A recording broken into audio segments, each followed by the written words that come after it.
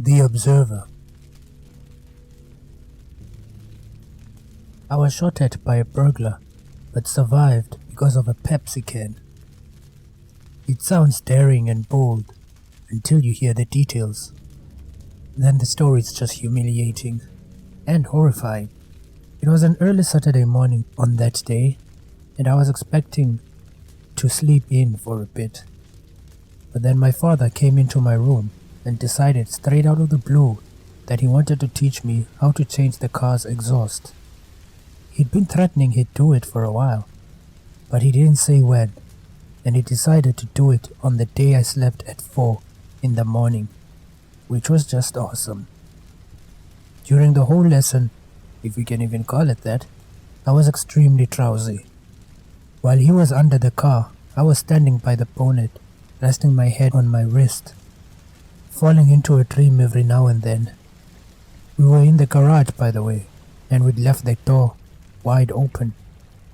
Anyway, at some point, I was speaking to a talking donkey when my father crawled out of the bottom of the car and asked I try it, quote unquote.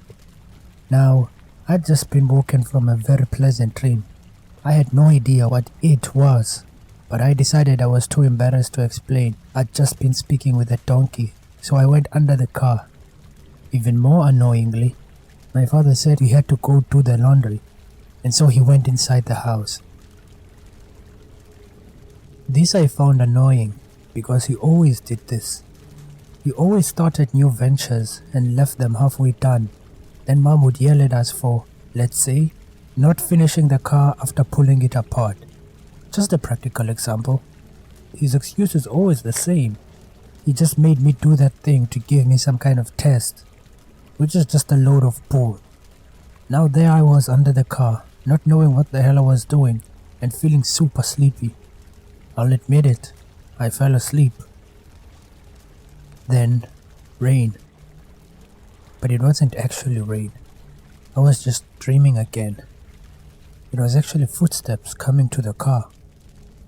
I opened my eyes, then grabbed the screwdriver and pretended to fidget so my dad wouldn't see I'd been sleeping. But he didn't say anything. He just stood there in front of the door leading into the kitchen. I was still drowsy, so I didn't notice anything strange about this behavior. Nor did I even realize I've never seen my father wearing such shoes before. Instead, I shuffled out of the bottom of the car and stood next to him, patting my shirt off. I was still deciding what type of lie should I tell him. When I opened my mouth to speak, the sight of the man made my breath catch.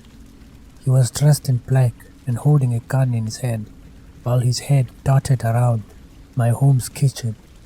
I didn't know what he was doing, but I know one thing. This man was definitely not my father. I quickly crouched, praying I was not making any noise, and rolled under the car. His feet quickly turned towards my direction, and my heart burst into pieces. He didn't see me by some miracle, but I was sure he would notice me then.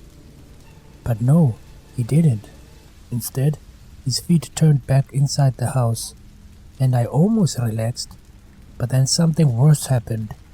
My mother appeared in the kitchen. I wanted to scream at her, but I knew the man would see me. What if he shot at me with the gun? But luckily, I didn't have to warn her because he ducked to the side of the door, hiding from her. My mother was carrying a tray of sugared apples and speaking loudly. The man then ducked into the kitchen as my mother turned away, and I breathed in. But then my father spoke, and the devil seemed to freeze. Then my father's footsteps came down the stairs, and the man ran outside. Now I was in a terrible position. I knew now that the man feared my father, but if I were to call my father and he would try to save me, the man would get to me first. And even worse, my father then said he had to go take a shower, still lazing around and not doing the laundry. It was annoying, but it was still horrifying listening to his footsteps running up the stairs, and the man outside waited for a moment. He was waiting for it to be quiet. I had to do something. I had to move. I knew it. But my body just froze up. My mind screamed that this man is going to kill your mother, but my body wouldn't move. The man's body would though. He turned to the kitchen again, and I pissed my pants. But then there were footsteps coming down the stairs again, and the man ran out. My father appeared, and I knew I had no other choice. I screamed, "Dad, Dad, there's someone in the house with a gun." Immediately my father's head turned to me. I couldn't see my mother, but I heard her scream and heard the tray fall to the floor. The man himself spun his head around and looked at my direction. I shuffled deeper under the car, not feeling my legs and smearing the piss on my stomach and my chest. Then the rest came out like a river when the man fired his gun at me. I heard screaming, my father roaring, and the sound of bullets hitting our car above me. Then the footsteps running away from the garage. A rough hand grabbed my ankle, and I screamed, but it was too late. I was dragged out from under the car. And when I looked up, it was my father. I tried to explain what happened and say I was okay, but no words came out. Instead, I cried. We got the cops to find the guy, and apparently, the metal of the car had slowed the bullets from reaching me, and one of them ended up lodged in the Pepsi can. My father can be very lazy and annoying at times, and his stomach is a big balloon. But on that day, I was shocked by how safe I felt around him. The Feverer. A man who broke into my home and saw me in my paintings carved my boyfriend's face. At this time, I was still living at an apartment complex with my boyfriend at the time, so my ex. We used to sleep around the same time, which was about 9, so my boyfriend could wake up early in the morning and go for a run. But on that specific day, I was suffering from a high fever and my nose was clogged, which ended up saving our lives. I think it actually started when I was in the bathroom. I remember on that day, I was sitting on the toilet, playing on my phone, when I heard something like an animal scratch the walls outside the toilet window. I ignored it and finished my business. Then I went to my room. Outside the toilet was the lounge, and the kitchen was down the lounge. There, my boyfriend was standing, washing the dishes while listening to music. I'd done dinner after all, so I went to the bedroom and was nuzzling in my bed, patiently waiting for him to come join me.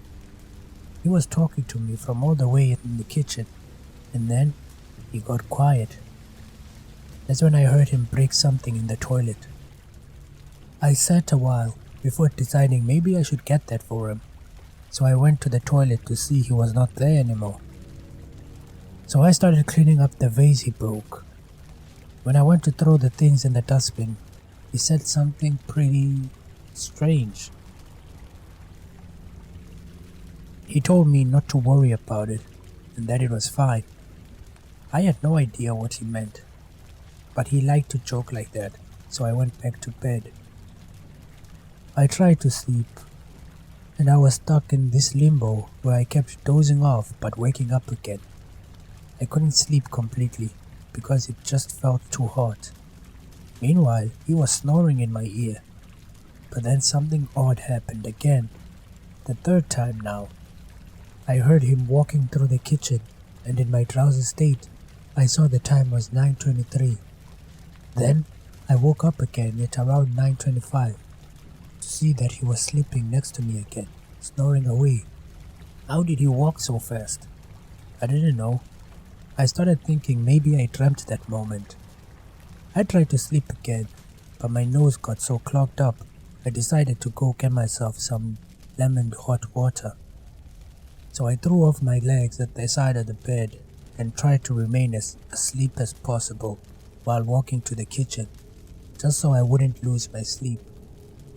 But after walking out of the door, I realized that I had to switch the lights on, unfortunately losing about 77% of my sleep.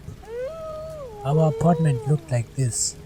From our room, you could turn into the corridor on the left that led to the room down there with a cabinet in front of it. Directly in front of the door, you would walk into the lounge, and then down the lounge was the kitchen with the fridge. To the left of the master room door was the bathroom, and so I walked to the lounge, reaching it and patting the wall for the switch. My hand touched something soft, like a curtain, but the wind blew it away. Then I think I knocked over the coat hanger and it fell on the couch. But I finally pressed the lights and went to the kitchen. Now with the lights on, standing around in my panties, I pulled open the fridge and pulled out the lemons. I cut them to pieces and got the cup from the cupboard. Then I poured water into the kettle and placed it. Then I walked over to close the fridge. When I turned, I was expecting to see our red couches. Instead, there was a navy obstructing the view. I fully opened my eyes, and on the couch, there sat a man. He looked like he'd fallen on the couch with his legs on the armrest, his arms bracing himself on the backrest, and the couch under him. And he was watching me, his eyes wide and white. I did not scream. Not because I was not scared, or I was not looking around the room trying to figure out what was going on, but because I couldn't decide whether this was real or not. And as it slowly dawned on me that this was really happening, my heart just tightened in fear. I grabbed my lemons and slowly turned around, then walked to the bathroom. When I was 5 steps away, I glanced back to see he was in the exact same position, watching me with his eyes. And when I was 2 steps away, I looked back. He was centimeters away from me. I covered my head and he missed me. Then I ran to the bathroom, screaming and shutting the door behind me. I didn't know what to do instead of scream. I couldn't get my phone, and so I came up with an idea. He came in through the window. Maybe I could leave through it too. I was throwing my second leg out the window when the door opened and he was standing there. I hurriedly climbing down the planks that protected the sewage pipes, and his head appeared from the window, looking furious. Then I heard the voice of my boyfriend asking for me. The man ducked his head in again, and when I reached the floor, I heard blood-curdling screams from my boyfriend. My knees were scraped and my hands bleeding for some reason, but I didn't care. I ran to the securities, and I was crying so hard I couldn't speak properly. They asked me to lead them. When we got there, we got the guy in the hallway of the complex, and the security guards took him down. I found my boyfriend sleeping on the floor in the lounge. His face was bloody beyond recognition. We took him to the hospital, and luckily, he survived. I've never slept without checking every corner of the house ever since, and my husband and kids do it too now. The failure. A burglar spent our family get-together day waiting outside our window. It started in the early mornings, before the sun even got out. Someone had robbed our home. I woke up that morning to the sound of a horrible scraping, and I walked downstairs. I was only expecting to see a deer in the house or something. In brackets, it's happened before. But instead, I found a horrific sight. The door was wide open and the TV was missing, along with most of the tablets and the children's TV games. After searching, I found out that our wallets were gone too. The robbing was over, but I was more shaken than ever. I didn't know how that could have happened, and I was happily sleeping without the slightest clue. What if the burglar had walked past my room and into my children's room? I kept thinking about how I could have woken up with the entire family dead. The family came downstairs to find me sitting on the couch on the kitchen table, calling the cops. At first, they thought I was playing a joke on them when I said we were robbed. But after I told them I was serious, I saw the look on their faces turn to horror. They asked the most obvious question: what was I doing that whole time? I was too embarrassed. Soon, the cops arrived bringing even stranger news. Our TV, the tablets, the children's TV games, and some of our wallets were found. And they had been right outside our lawn all along. The cops were confused, and so was I, but I took everything to the house. Why did the thief leave them there? I don't know. All I know is that it sounded like a message to me, and the cops agreed too. They pulled me aside and told me what I'd already guessed. The person was just saying, I can come into your home and do as I wish, and there is nothing you can do to stop me. They asked me if there was anyone I had a disagreement with at work, anyone who hated me, any enemies, and no, I had none. None that I knew of, no. But this had happened, so there was definitely someone. The cops left, leaving me to think about it for the whole morning. I couldn't even bathe the way I was so shaken up. I tried to smile and laugh with the kids, tell them everything is fine, but I'd never been a good liar. Nothing was fine. We were being targeted. Then we got a pleasant surprise. At my doorsteps, there was my little brother. The guy was passing by, headed to the beach with a new girlfriend of his. He just came to visit and was shocked to hear what happened. I am ashamed to say, but his arrival raised so many red flags in my head. Why did he visit today, of all days? I'd never seen him in years. I started thinking that my own brother possibly wanted to extort me, to extort something from me, or kill me. A very stupid idea. He would have never done something like that. Instead, he pulled out his phone and called the rest of the family over. He was a popular guy, and everyone came over in hours for lunch.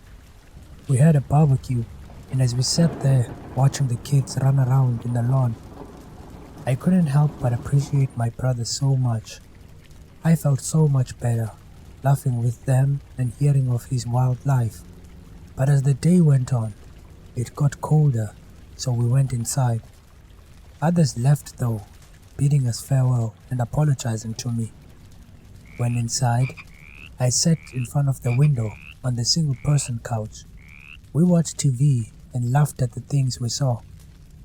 Then I heard it again, a loud scratching sound.